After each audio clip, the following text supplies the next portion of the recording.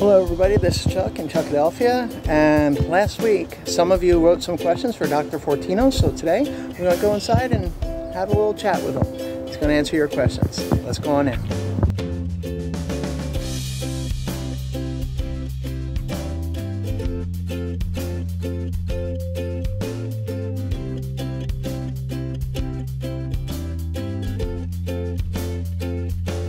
Fasting is wonderful.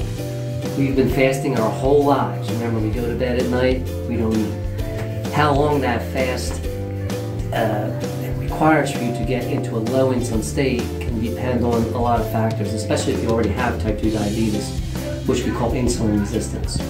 And that could take a little bit of time for your body to adjust. And if you practice, it gets better. Fasting allows the insulin levels to drop, allows your glucose to drop, and as it's prolonged, your body basically converts your energy sources from glucose to fats. And that's the key.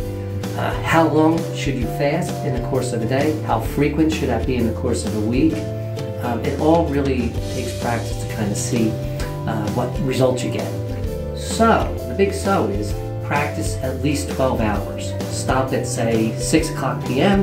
and don't eat until the next morning. But you should get up and eat something. I think the fasting pattern should be practiced at the end of the day, not in the beginning of the day. And I'm sure there are some studies I can dig up.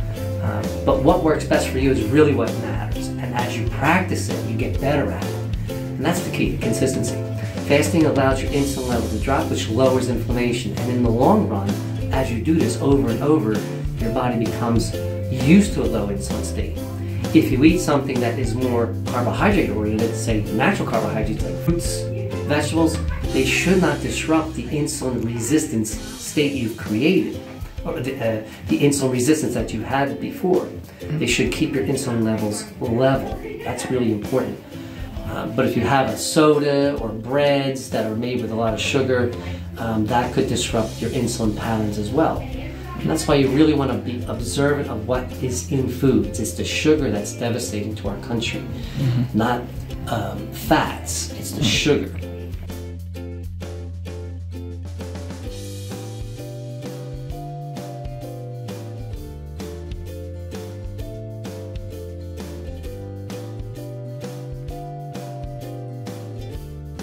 Statins are medications that disrupt the way your body makes cholesterol.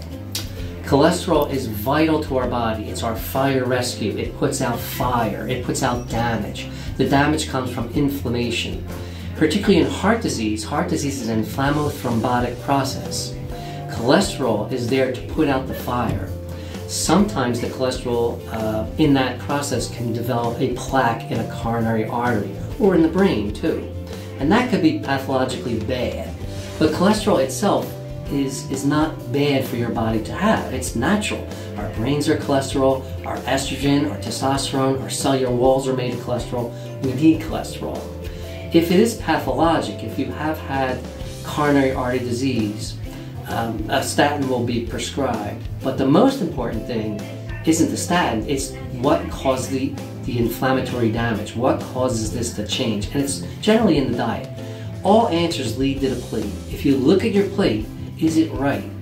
And the biggest part of our plate today in this country is sugar, modified foods, processed foods, fast food, low calorie, low fat foods generally have a lot more processed sugar. Sugar that God created from milk, from fruit, vegetables, these are all fine for your body. But it's the inflammation that processed sugar damages the body, and the cholesterol responds. I'm not a fan of cholesterol medications. I think we should treat the person first before we have to intervene. Generally, treating a number is not what I like us to be doing. If a statin is needed, they can be beneficial. I'm not saying to stop your statin. Talk to your family doctor, your practitioner about that. That's very important. Someone asked a question about what supplements to take. The best supplement is what God gave us. Eat fruit, eat vegetables, walk, move your body. Exercise is a supplement. It allows your body to change energy resources. Fruits provide your body so many nutrients, flavonoids, phytonutrients, fiber. Fiber is the most important component of food. And we get that from fruits and vegetables. You need fiber for your gut. If your gut works well, you'll never have a disease in your life again, basically. But the best supplements are fruits and vegetables.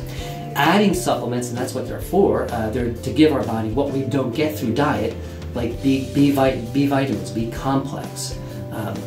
Vitamin C is wonderful, and you can certainly take vitamin C in proper doses. Magnesium is great, zinc is great. My basic formula is vitamin D. I take about 10 to 20,000 units a day. I take zinc, 50 milligrams. I take magnesium oxide. I want to say it's a 400 milligram capsule. Some are 4, some are 5. It doesn't really matter. And they're my 3 basic supplements I use. Mm-hmm. And I need supplements because I'm very metabolic.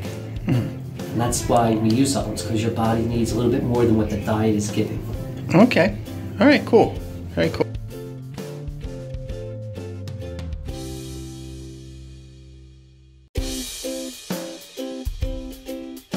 Charlie horses are spasms, basically, and they can happen when you have an abrupt contraction in that muscle group. For instance, I squatted the other day, and a day later I experienced such cramping. My muscles were so fatigued from the squatting, which means I did a pretty good job.